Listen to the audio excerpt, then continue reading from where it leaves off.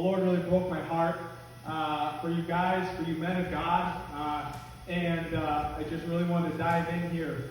So I'm going to start with verse 1. I'm just going to read out the whole bit, and we'll go into it here. Then all the tax collectors and the sinners drew near to him to hear him. And the Pharisees and scribes complained, saying, "This man receives sinners and eats with him."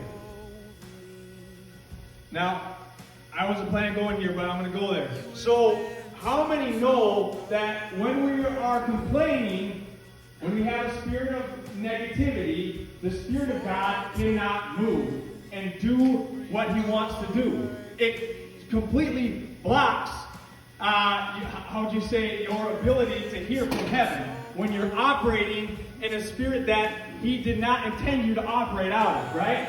So these Pharisees are setting up and watching that negativity. And so I'm going to continue in verse 4.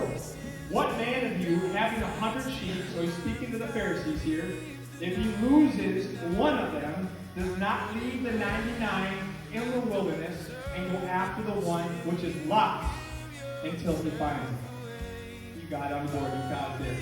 And when he has found it, he lays it on his shoulders, rejoicing. And when he comes home, he calls together his friends and neighbors, saying to them, "Rejoice with me, for I found my sheep, which was lost." I say to you that likewise there will be more joy in heaven over one sinner who repents than over 99 just persons who need no repentance. Now, the question that struck me, I never had before reading this, was why was the sheep lost?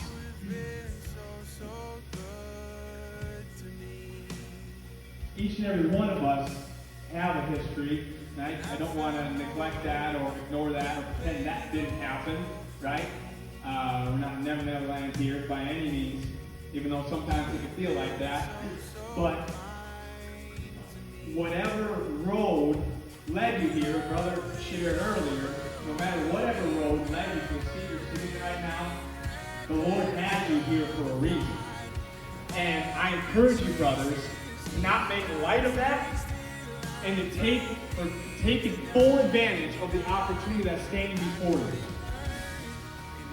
Because you may not get another opportunity. You may not get another sweet season of a year, 16 months, however long the program, however much time you need for the Lord to break in. And until you find yourself in a place where you're aware of your need for Him, God cannot move. Right? Going back to my experience, the Lord made Himself perfectly. I knew I was aware of a need. Right? What I did before, what got me here, didn't work. Otherwise, I would have never signed up for this. Right? I tried in my own strength. I tried to quit and give it up. Right? Secular treatment programs, all of that stuff. Right? Self-denial. That doesn't work.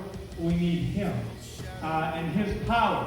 And when you encounter His power, everything changes. We're not trying to avoid sin anymore.